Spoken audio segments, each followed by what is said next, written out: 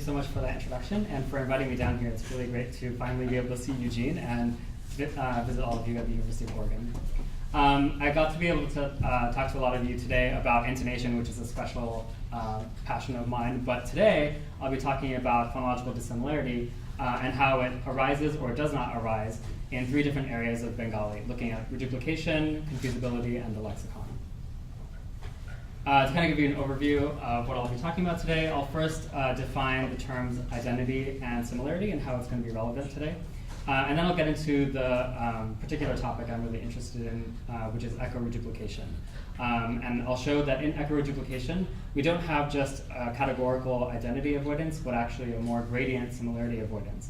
And that this can be modeled with a similarity metric known as the shared natural classes model, which you may have heard of.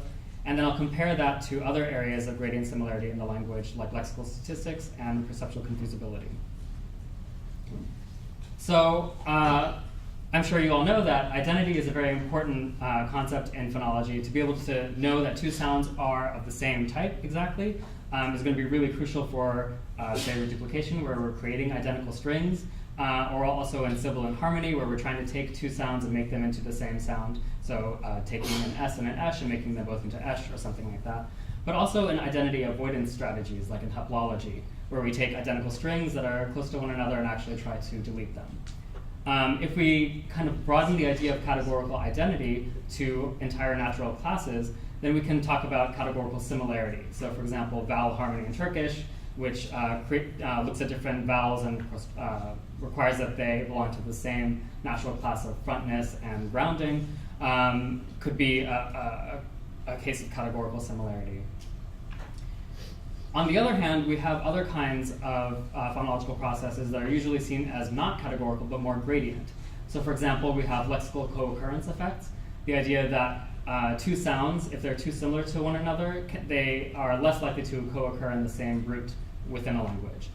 For example, in Muna, an Austronesian language, D is found in fewer roots with T than it is found with N.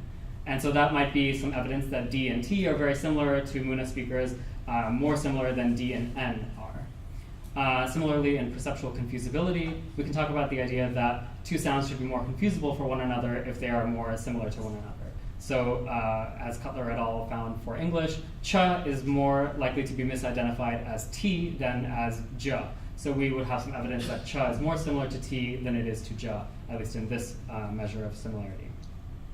Of course, you might be thinking that there might not be a hard line between categorical types of identity and similarity versus more gradient types of similarity. And maybe what we think of as categorical identity or categorical similarity is just the most extreme case of gradient similarity.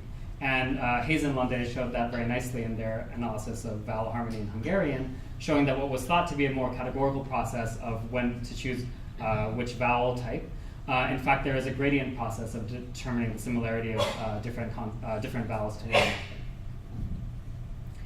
So my goal for this talk is to, first of all, present some data from echo-reduplication in Bengali and show that in echo-reduplication we have gradient similarity and not categorical similarity. I'll then talk about what kind of metric we could use to measure the type of similarity seen here, and then look at other areas of the language that have gradient similarity, such as lexical effects and perceptual effects. So your first question might be, what is echo-reduplication? Echo-reduplication is the kind of reduplication that we have kind of marginally in English when we say doctor, Dr. Schmachter, where we take the word doctor, we reduplicate it, and then change the first sound to schma. And this kind of has a dismissive meaning in English, but that's kind of the exception when it comes to echo-reduplication. We want to make sure we separate echo-reduplication from other types of total reduplication. So in English, we also have doctor, like, oh, Samir is Dr. Khan, but he's not a doctor, to mean like he's not a medical doctor or some kind of prototypical type of doctor. So we want to be able to separate these 2 types of reduplication. I'm only going to be talking about the first type. Now, this is much more common in the languages of Southern Asia, from a big band from like Turkey to Indonesia. It's very common all across several different language families. And phonologically, what makes echo-reduplication different from other kinds of total reduplication is that we have the systematic replacement of one or more segments with some kind of invariant material in the reduplicant. And we call that the fixed segment or fixed segments. Semantically, in most languages, this just is used to mean generalization, so it could mean something like X, etc., or superset of X. If I were to use it with doctor in languages that are not English, it would mean something like doctors and other professionals, or doctors and other people you might find in a hospital, or something like that. In some languages, it might have a slight disparaging tone to it, and in English, it only has the disparaging tone and not the generalization tone. Some representative examples from languages that use this more often would be in Turkish, their fixed segment is not shma, but just an M sound. And so if you take a word like kutu, you can reduplicate it as kutumutu, and that means boxes, etc. That's like boxes and other containers or something like that. I've highlighted the onset of the base and the reduplicant here, just so that we can keep an eye on the part that's changing between the base and the reduplicant. And I've also put a little subscript F to mean that that's the fixed segment, the part that's invariant. Similarly, for kitab, we would get kitab mitab, which means something like books, etc. Maybe it means school supplies. Like, did you bring all your kitab mitab? Like all your books and things that come along with it.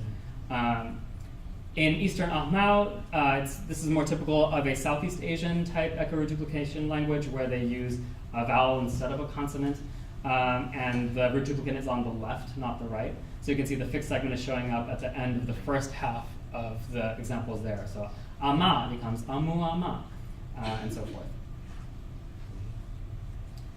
So crucially, phonologically, unlike other types of prototypical reduplication, echo-reduplication requires that the base and the reduplicant are non-identical. This is different from other cases that you might have seen where the base and the reduplicant don't look exactly the same because of markedness reasons. This has nothing to do with markedness. Sometimes the reduplicant actually ends up looking more marked because of the echo-reduplication. So this is unlike what's called default fixed segmentism in Alderete et al.'s analysis, or the kind of reduplication we see in Sanskrit perfectives. So you might think, of course it's not identical. There's a fixed segment in there. So there's a fixed segment that usually will make the base and reduplicant look different from one another. But of course, there is the possibility that the fixed segment looks exactly like the segment it was meant to replace. That's not going to happen all that often in English when the fixed segment is shma, but it can happen much more often in languages where the fixed segment is a very common sound. So for example, I mentioned Turkish has M as the fixed segment. So a word like para has no problem reduplicating as paramara, but a word like masa, that means table, is going to have trouble because if you replace the M with fixed segment M sounds like any other M, so Turkish speakers actually reject any echo-reduplication of this word. That's kind of like the most extreme case where they just say, there is no option for saying table, let's just say table, not towel, tables, etc. Abkhaz, which is spoken not that far away from Turkish, also has an M fixed segment, but they have a backup option. If you have a word that already starts with an M, you can reduplicate it and use the backup fixed segment cha. So ma'at can be reduplicated as ma'at cha'at. And that's a more common case, that there will be a backup option for echo-reduplication when you have base reduplicant identity. Classical Tibetan also has, again, like a typical East and Southeast Asian type of fixed segmentism with a fixed vowel, and then if you already have an in the word, then you're going to use a backup option o. Interestingly, Tibetan puts that backup fixed segment in the base, not in the reduplicant. So the fixed segment actually doesn't always have to be in the reduplicant in these languages, especially in cases of backup fixed segments. So through lots of different means, and I won't go through all of them here, languages kind of go out of their way to avoid perfect identity between the base and the reduplicant in echo-reduplication. And in fact, Trivedi, in his survey of Indian languages, found over 100 languages that have echo formations in India, and found that in every single one there is categorical identity of what is between base and reduplicant. And that's basically where the previous work leaves us. There's categorical identity of what is between the two, between base and reduplicant, but no one has really tested to see if there's maybe some gradient effects, like maybe if there's a sound that's very close to the fixed segment, but not exactly identical to it, do people get uncomfortable with using that fixed segment then? So that's what I want to look at. You might be saying, I'm an English speaker, let's talk about English. So let's get back to that shma reduplication. So as I mentioned, doctor can be reduplicated as Dr. Schmachter, school is school Shmuel. Those are fairly non-controversial. Nevins and Vox did a nice survey in 2003 looking at the more detailed phonological properties of Shema reduplication. And they wanted to look at words that started with Shema already. There's not that many in English. They all come from Yiddish. And so the ones that they included in the survey are schmooze, and then the last name Schmidt, and then the mildly offensive schmuck. And so schmooze, people felt very strongly that schmooze could not be reduplicated as schmooze, schmooze. So they could not use fixed segment shma in that word. That's kind of interesting, but also not really interesting. That just makes English look like every other language that has categorical identity avoidance. It's 95 to 97% because for each of those three words, it was between that. But what was more interesting to me was what happened with the one word that began with shna, schnaz. People generally were fine with schnaz, schmaz, but 30% of speakers were not okay with it, and they rejected that form. And they had lots of different backup options, or they said it was just not possible to reduplicate. But I, of course, was wondering why. Shna is not shma, so what's wrong with schnaz, schmaz? There are a couple possibilities. One possibility is that there's two dialects of English when it comes to Shema reduplication. 65% of subjects in this survey were of the identity avoidance dialect, so they're not okay with schmooze, schmooze, but they're fine with schnaz, schmaz. That's different enough. Whereas 30% of speakers were of the categorical similarity avoidance type. So they would put shna and shma in one natural class and say, this natural class cannot be reduplicated with shma because it's too similar. There's also the other possibility that everybody believes in gradient similarity avoidance. And shma is always going to be unreduplicable with shma. But shna, depending on your mood that day or exactly how who you are and other factors, it may be close enough that you would want to avoid shna shma, or it may be far away enough that you think it's okay to have shna shma. So it's just like a matter of degree depending on several different factors. Of course, you might be thinking, or this is just not really English. It's not really language or something like that. Of course, Shema reduplication is humorous. Some of you are smiling as I'm saying these. Some people have argued that it's actually not even a linguistic pattern. It's meta-linguistic. It's peripheral to the language. It's definitely not as common in English as echo reduplication is in other languages.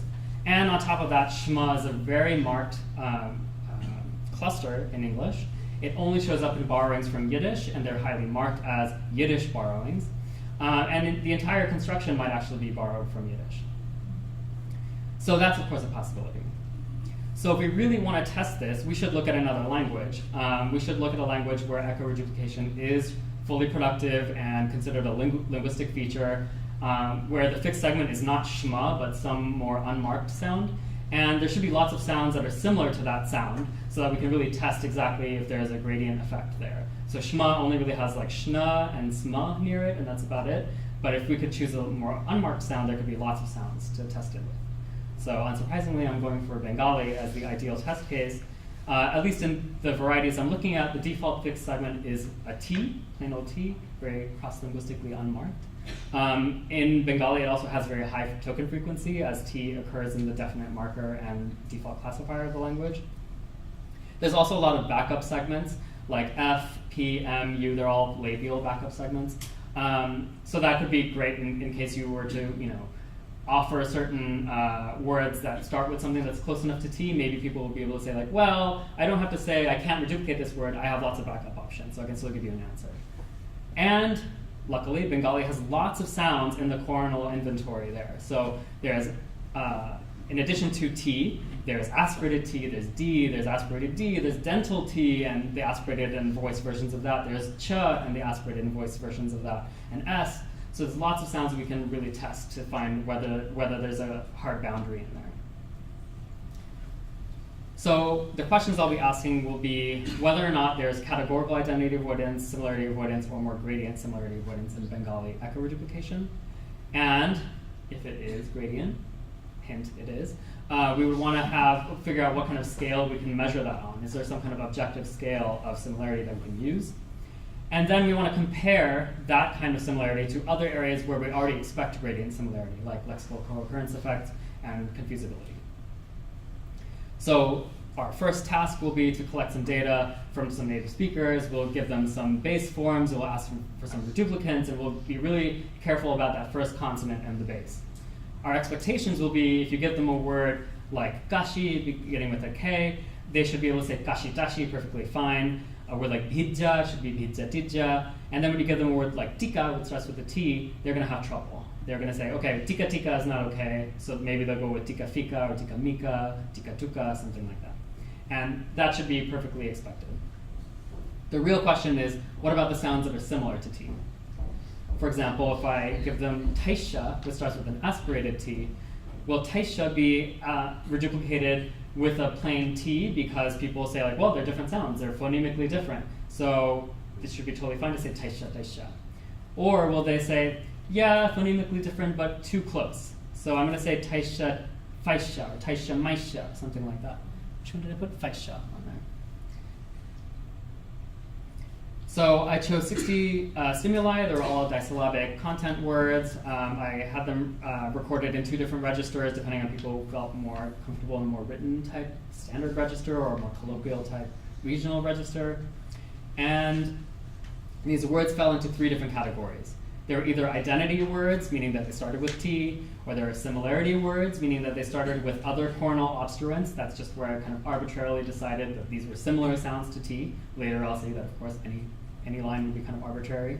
And then control words with the non-T-like sounds, so any of the sonorants or non-coronal sounds. If we look at a phoneme inventory of Bengali, it's a nice little concentric circle thing of T, and the sounds around T, and then the sounds that are further around that. And since I didn't want to look at every single consonant in the language, I only looked at the ones that are highlighted now. It's not a great set. I didn't put a lot of voiced aspirates in there, but oh well. I had 30 speakers of Bengali listen to stimuli, and they just had to produce the echo-reduplicated form, and I just transcribed their response. It's very straightforward. And I always gave them the example at the beginning of kashi, because I felt like it was really straightforward as kashi tashi. All right, so our hypotheses would be that, of course, identity words should never use T, control words should always use T, and the real question is what happens to similarity words. The similarity words could act like control words if our speakers follow categorical identity and they just say, okay, if it's phonemically different, that's enough for me. In that sense, we should see taisha taisha. Or if we have hypothesis 2, where we just say that all the coronal obstruents work the same, even if they're not exactly the same as T, then we should say that taisha daisha is just absolutely ungrammatical, and we have to go for taisha maisha or taisha faisha. Or we have a continuum, and so people will kind of vary between whether they accept taisha daisha or taisha faisha. Of course, it's that messy third hypothesis that comes out to be borne out, and it seems that similarity words seem to lie on some kind of continuum, where they generally just prefer using T as their fixed segment, but it's not outright ungrammatical. And some sounds are more T-like in their behavior than others. So if we were to make a little continuum here, the sound that's least likely to be replaced by the fixed segment T is, of course, T itself. On the other, and then as we move further away, we have aspirated T, D, and dental T, and several more sounds. And on the other hand, end, we have the control stimuli, so aspirated B, F, P, and they're perfectly fine to be reduplicated with T. And in the middle, we're going to have some more variation. But basically, if we were just to kind of glance at this, you might think, okay, well, the sounds on the left are more similar to T, and maybe we're kind of like stepwise moving further and further away from T as we get towards the end. We'll want to quantify that and say, like, is it true that aspirated T is closer to T than D is? And they're both off by one feature, so how do we know that one is closer than the other? So as you can see here, we have a nice gradient effect. We're looking at the percent usage of T, the fixed segment T, and the reduplicant of words that begin with all these different consonants at the bottom. So on the very left, we see T itself. There were some people that occasionally gave T in the fixed segment reduplicant. It's very uncommon. But I kind of set them up to think that they should put T in everything because the only example I gave was a T reduplicant. But still, it's like less than 10%. On the other hand, we have all the control stimuli, or a lot of the control stimuli, using T more than 60% of the time. and our similarity stimuli over here near T, and then in the middle we have some overlap between the control and similarity stimuli. In terms of significant differences between these bars here, there aren't that many. I mean, T is significantly different from a lot of the different sounds there, so T is significantly different from all the similarity and control sounds except for aspirated T. And aspirated T is different from all the control stimuli, but that's about it. And I'm not so worried about the fact that there aren't that many statistical differences because it's pretty clear there's a gradient effect here, and so I'm not seeing any clear categories coming out. There's no straightforward clustering of consonants, and if you tried to make any kind of clustering, you would get a heavy overlap there, and that's fine. It's just like the matter of degree hypothesis I talked about from English, that some people felt that schna was close enough to shma and some people did not, or they may have varied in between. All right, so we have this suspicion that as we move closer towards the T-like behavior, we're also getting closer kind of phonetically to T. So let's try to use some objective scale of similarity to confirm that. So we want to see if there is some kind of metric that we can use that Bengali speakers are intuiting and they're using to calculate how similar a sound is to T, to know like how often they should be able to reduplicate this way. And we have to have a gradient kind of metric that could be maybe even language specific depending on different phoneme inventories of the language. So that brings us pretty naturally to the SNC metric, the shared natural classes metric. This is the best known kind of option that's out there. That's from Frisch, Humbert, and Bro, 2004. They measure the similarity to consonants by looking pretty straightforwardly at how many natural classes they share in the inventory versus how many natural classes exist overall in the language. So that's nice because you have a kind of universal formula that would be used for every language, but it's going to look different in every language because every language has a different phoneme inventory. So our hypothesis would be that the more natural classes that a consonant shares with T, the more likely, or the less likely, it will be able to use T as its fixed segment. So this is what the SNC metric kind of looks like. It's really not all that complicated, but the similarity of any consonant with T is determined by the number of natural classes shared by those two consonants over the number of natural classes that they do and do not share, so all the natural classes in the language. And I'm just going to calculate the similarity of every consonant to T and then plot that on top of the bar graph that we saw earlier from the reduplication results. So here we have a line overlaid on top of our bar graph, and the line represents the expectations from the similarity measure of the SNC metric. And overall, it's actually not that bad. We have a decent R squared of 0.584. It's significant. And I mean, some of the important things do show up, like T is the least likely sound to be reduplicated with T, and it's the most similar sound to T, okay, because it is T. And the other end over there, we have M and F and B that are considered the least similar sounds to T in terms of the number of natural classes they share with T, and they're the ones that use T the most. So at the ends, we have what we expected. But of course, the area where we see failure of the metric is the area that we're most interested in, the similarity set. So the coronal obstruents, if we go back over here, don't show up the way that we expect. The metric predicts that dental T should be the closest sound to T and not aspirated T or D. So that kind of like changes our order, and maybe that's not important, but it would be nice if we could not have that.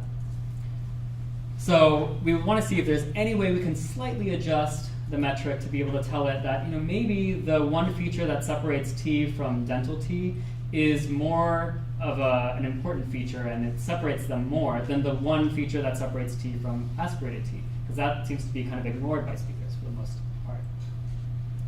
But unfortunately, the original SNC metric, it kind of comes straightforwardly out of the feature set and the phoneme inventory that you feed it, so it's not like you can kind of tell it that certain differences should be more important.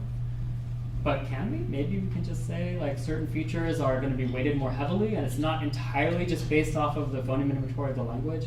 We should be able to imagine that two languages that have the exact same phoneme inventory could still have different measures of similarity between the sounds that they have for various reasons. So it would be nice to be able to add in a little bit of adjustment for two different languages. So we could do a little thought experiment. We could say, like, maybe we could weight certain features as heavier than others. So we could say, like, distributed, the feature that distinguishes dental from alveolar, maybe that's heavier and then makes differences look bigger. And spread glottis, the one that differentiates aspirated from unaspirated consonants, maybe that's a smaller feature. And if it improves the metric, then maybe we can ask later if that was a valid thing for us to do. So let's just kind of see. It's a thought experiment. So I've changed the metric a little bit here by adding in W for each weight of each feature, and then we're going to measure the similarity of two consonants by summing over all of the features that they share or don't share, and then there's a weight added to each feature. And how do we know what that weight should be? Well, we're actually going to take the similarity measurement from over here, a probability metric or function, to be able to see, okay, how likely is it for each consonant to be reduplicated with T? That measure we already have from the data itself. That would be the P, the big P on the left. So that's the probability. And so we have that. We have the M, which is the number of times the reduplication, a C initial word is reduplicated by T, or by any consonant, and then N for how often it's reduplicated by T specifically. So we have all those from the data itself. It's the similarity part that we're adjusting in there. And that similarity part that we're adjusting is coming back from over here, where we are changing the weight up and down until we can get a close fit to the data. All right, so if we do that, we get a nicer fit to our data. I mean, not surprising, that's what we set out to do. The R squared is now 0.855. It looks so beautiful, and it's still like a good, significant correlation. Okay, so we adjusted 4 of the weights to make that possible. We specifically adjusted voice, distributed, strident, and spread glottis. Everything else had the same weight of 0.1, and all these other 4 features were made heavier. Specifically, voice was made the heaviest, and maybe that helped D kind of separate away from T. And spread glottis was kind of small, so aspirated T could get a little bit closer to T. All right, but we may have now compromised the model, because now we're just like fixing it the way we want it to look. So maybe we've not even made a similarity metric anymore. We've just made a model of reduplication. That's kind of not fair. So to really see if what's going on is gradient similarity in the reduplicative data, let's look at other areas of the language that we expect to see gradient similarity. If they look anything like our reduplicative data, we would again have some evidence that what is underlying all of these processes is gradient similarity. So we'll look at these 2 areas of lexical co-occurrence and perceptual confusability and hope for the best. So in terms of lexical co-occurrence, as I mentioned before, this is where we're looking at how likely it is for 2 sounds to co-occur in the same root. And the more similar the 2 sounds are, the less likely they should occur in the same root. This happens in English. If we have words of the shape S, consonant, vowel, consonant, so something like the word stick, that kind of a word, the 2 consonants in words of that shape cannot both be labial or both dorsal. So we can have words where we mix dorsals and labials, like skip, speak, skim, smack, but having 2 labials like smap or spobe or speem is not okay, or 2 dorsals like skog, not okay. The only exception I can think of is spam. And maybe even that is like kind of funny or something. So there's a strong constraint against having 2 labials or 2 dorsals. So it's like some evidence from our lexical statistics that tell us that there is a natural class of labials that people identify as being similar to one another. Similarly, in Arabic, velars and uvulars can co-occur with any kind of sound that they want, except for other velars and uvulars. And so they do co-occur, but it's very rare, definitely very under-attested, and so we can say that velars and uvulars kind of form a group together. So our idea would be, if we looked at the Bengali lexicon, we would look at all the consonants that can co-occur with T, and the ones that can co-occur less with T, or that do co-occur less with T, should also be the ones that are being considered similar to T in the reduplication. And so if we see a nice correlation, then hopefully that will be some independent evidence that what we're looking at is similarity. So here's our co-occurrence-based similarity metric. This is like your typical observed over expected model, except flipped, because the idea is the more similar the sounds, that means that the less attested that they will be together in 2 words. So here we're looking at how often a certain consonant occurs in a CV word overall on the top left. On the top right, we see how often a T can occur in the middle of a word that is of the shape CV. And on the bottom, we have all the cases that actually exist of words that combine both that consonant and T. So we're kind of looking at the observed cases on the bottom and expected cases on the top. And to be able to get this data, I looked at a very non-digital corpus of Bengali words from Mollik et al. 1998. I just focused on CV roots. I really wanted to look only at cases where there were only those two consonants and not the influence of any third or fourth consonant in the word. That did limit the number of words I could look at. It was not a very big corpus to start with, and that meant I only had 865 words to work with. It's not a huge amount. But at least such a corpus exists so far. That's the only corpus I know of for Bengali. All right, so here's our correlation. No correlation. I wish I could flip the r squared and the p-value around, but unfortunately that's what it is. So yes, T never occurs with another T in a Bengali word. That's great, that's as expected. And T can co-occur with F perfectly fine. So you can see like F on the other end over there. We have a high rating, meaning that T and F co-occur often in words, so they must be different enough that that's okay. But there's a lot of things that are just unexpected, like aspirated T does co-occur with T perfectly fine in Bengali words. That's not expected given that they don't like to co-occur in the reduplication. So this is terrible. And so it seems that what we're seeing from lexical statistics is that we see a failure to predict the reduplicative pattern. There could be a lot of explanations here. One is that maybe lexical co-occurrence in Bengali does track similarity, but the reduplication doesn't. Pretty unlikely, though, looking back at exactly what was considered similar and what wasn't in the co-occurrence. So if anything, I would say the reduplication looks more like similarity.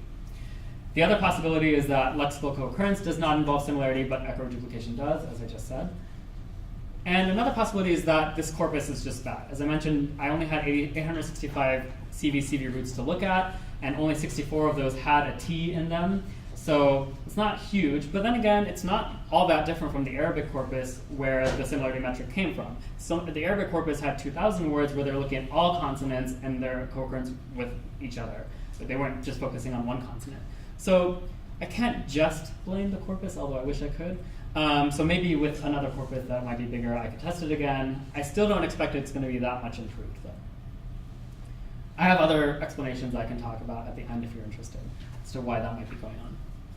So then we can look at the other area where gradient similarity is known to exist, and that's in confusability in a perception task. So for example, in very closely related Hindi, the retroflex T is misidentified more often as a dental T than it is misidentified as a retroflex D. So again, like a hint that maybe retroflex T and dental T are more similar to one another and further apart from retroflex D in Hindi at least. So our hypothesis would be that consonants that are more likely to be misperceived as T are also the ones that are less likely to take T in the reduplication. So then, to get this data, I had to run another experiment. So I did this all in prot. This was just the MFC listening experiment paradigm. And I had 25 speakers of Bengali who took part. They listened to 54 different syllables. There were the different possible onset and coda combinations with the vowel ah. And these syllables, you would imagine, would be really easy to identify. If you're a native speaker of Bengali and you hear ma, how hard is it to just click on M? Obviously, this has to be made a little bit harder by overlaying all kinds of background noise onto the sound files so that the task is actually, we can see something that isn't just at ceiling. In the first block of the experiment, I overlaid all the sound files with multi-talk or babble. It was like restaurant chatter in the background, so you're hearing all these other people going na as you're trying to hear the syllable go across. In the second block, there was just pink noise. It's like white noise, like static, but of a different color. So it should be a little bit easier because all you're hearing is psh, and then like a sound overlaid on that. And so you can kind of separate out the static from the speech at least. And in the last task, just as a control, I let them hear the sound files without any kind of background noise, but there's really no point because it was just too easy. This is kind of what they were looking at. They just had to like click on the orthographic symbol for what they heard. Let's listen to some and see how hard it is. Let's hope it works. So in the first task they had babble, so let's hear if you can identify what this consonant is. Oh, it doesn't play. Oh, it does. That's? Any idea about what it might be? Sounds what? Somebody says velar. Sounds labial. So not coronal. Okay. Dental aspirated. It's fine. I keep hearing an F, even though I know it's a B. But so it's just ba with a B. All right. Then in the next task they had it with noise, so we can hear its different sound. Any ideas? Retroflex T. Retroflex T. So yeah, in my analysis we don't have retroflexes in Bengali, so it would be the alveolar T. But no, it's the voiced aspirated dental D. Da. And lastly, Ta. with no background noise added. Ta. What was that? Just a what? Unaspirated. Oh wait, some people were saying unaspirated, some people were saying aspirated. Ta. Aspirated. Who's teaching the phonetics? Yeah, there's nothing aspirated T there. Your English is confusing you. So as you can see, the task is actually quite hard when we have the babble and the noise, but still people did really well on it. All right, so the consonant we would expect that should be most confused with T should be the aspirated T. And our generalization might be that aspiration should be the most confusable feature overall. And then the next most confused should be D, and then maybe we could say that if we generalize, voicing is the next most confusable feature, and then minor place distinctions that distinguish T from dental T, and then after that, other kind of manner features like strident and sonorant. If we looked at onsets, here on the top, we were just looking at the numbers there. People did really well when there was no background noise in the onset. 92% accuracy, of course. And it got progressively, well, they started with the babble, so 60% accuracy there, and then they had the noise of 70% accuracy. So they got progressively better, partially from hearing the sounds over and over again, and partially because, of course, there's less background noise. Now here on this chart, I have the accuracy for each kind of feature. So when they made an error between two sounds, I looked at what that feature was that they mistook. So on the left, we have aspiration, then voicing, then minor place, then continuant, major place, and sonorant. So as you can see, people were not that bad with aspiration, even though I expected that to be the place where they'd make the most errors. Even with noise or babble, they're still around 90% or higher in terms of their accuracy, even with all that noise added. They made more errors in voicing, actually, which was not expected given our reduplicative data. But then again, you might just say, like, well, these numbers are all very high, so maybe we should make this task harder. So we look at the codas. In codas, people made a lot more errors. This is great. So even when there was no background noise added, people were terrible at judging the aspiration of a token when it was in the coda. So this is, these are native speakers of Bengali hearing a native speaker produce something where there's a phonemic contrast in aspiration, and in the coda they just are guessing a chance, even with no background noise at all, headphones on and everything. But they're in isolation. What's that? They're in isolation. And they're in isolation. So there is the issue, of course, of whether or not that confuses them, that they're not used to hearing these in isolation. But if anything, that should make it easier, that they should hear where the sound ends, and then they should be able to say, like, well, there's definitely a big period of aspiration after that before we have the silence. These are, decent recordings, let's say. So they should be able to tell that, but they weren't able to. And it wasn't even all that different when the noise or babble was added. Whereas in the other features, we can see a clear stepwise depreciation, whatever the word is. It gets worse with voicing when we add on the noise and the babble. We don't see that really with aspiration. So in a way, this is good. In a way, this is weird. At least we can see that aspiration is the hardest feature to hear in codas. And then voicing and minor place could kind of be next, and then the other features after that. Obviously, sonorant is one that's going to be hard to mistake, but every now and then it happens, like a T could be mistaken for an R or something like that. So if we wanted to just focus on every pair of consonants with T, we would have a similarity function based on confusability as such, where we look at how many times on the top, how many times each consonant was mistaken for T, plus the times that each time that T was mistaken for that consonant, over the times that the consonants and T were correctly identified.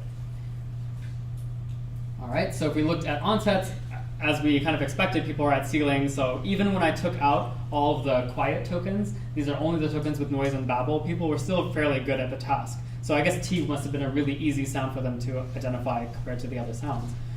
So it only was mistaken for D in onsets. In codas, however, we see a little bit more of the pattern that we expected. Aspirated T is right up against T because aspiration was so hard for them to hear, and then come the other cornal sounds near T, and then lastly the control stimuli. Still not as good as when we fit the SNC metric to the data, but this is the closest that we've gotten otherwise. So it seems like consonant confusions with T in coda position are pretty decently correlated with the reduplicated results.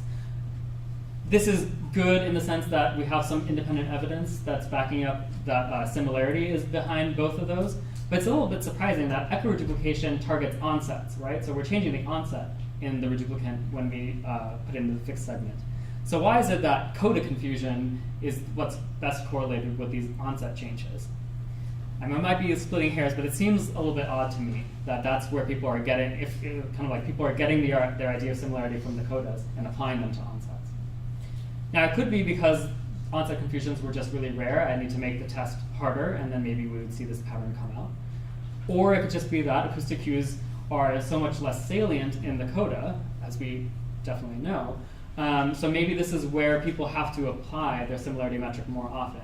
Sounds are so much easier to hear in the onset, so we don't apply them as often. It's in the coda that neutralizations happen, that consonants get dropped and things. So the similarity function is maybe more relevant there, as people are judging whether this is, is this a close enough allophone of the sound I'm expecting? Okay, let's have a little bit of a recap of what we did.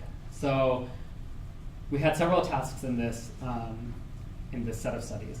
So first, I wanted to show you the fixed segment choice from echo reduplication in Bengali and show that there is gradient similarity avoidance, or what looks like that, and at least it can be predicted by the shared natural classes metric. Even without the weights added, we still found a correlation. We can improve that with weights, but surprisingly, we found no correlation between the type of similarity we're imagining is happening in reduplication versus the type of similarity we would have expected in lexical statistics. And then lastly, we did a confusability, I keep saying we, I did a confusability experiment and found that there was a significant correlation, at least with coda confusions, with the fixed segment reduplication data. All right, so this can bring us at least somewhat towards some conclusions. Echo reduplication is highly variable. The choice of fixed segment in languages like Bengali, where the process is very common and has lots of different fixed segments available, we have lots of variation from speakers. And the kind of variation we see seems to lie along some kind of line of similarity. And we know it's similarity because it can be predicted, at least partially, from the SNC metric, and our patterns correlate with confusability. So these are areas that are based in similarity in other studies, and so we would imagine that if they correlate with what we found here, that should be a sign that similarity is what underlies all these processes. But these patterns all show that similarity is a gradient kind of phenomenon, or gradient concept. And so echo reduplication can be added to the kind of phenomena that we kind of traditionally have thought of as categorical phenomena, but over time we see as more gradient, like vowel harmony and Hungarian.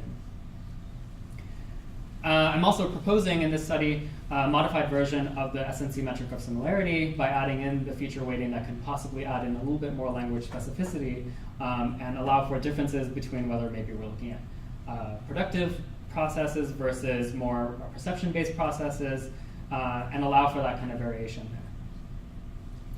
And here we actually have a case where we're using the shared natural classes metric to measure the similarity of something that isn't lexical co-occurrence effects. If anything, it didn't look at the lexical co-occurrence effects. So we can extend it beyond just the lexical measures of similarity. I still have remaining questions, though, We want to know if Bengali echo reduplication is a weird special case. Most likely, if we looked in other languages, we're going to find gradient similarity there too. I also want to really probe this lexical issue a little bit further and see why it didn't work out for Bengali, and it might just be because of the corpus, or it might be for other reasons, as I mentioned, that could be related to the markedness of T, specifically in Bengali, because of historical processes. And I also want to know what happens when people are dealing with multiple phonologies. All of my speakers were bilingual in English, and some data that I have not presented yet involve loanwords from English used in Bengali, and they had slightly different similarity metrics, measurements there. So I want to, one day in the future, I will look more closely at that and be able to report back on that. So I want to thank you all, as well as all my participants and Stimulus producers for helping me with this. Thank you.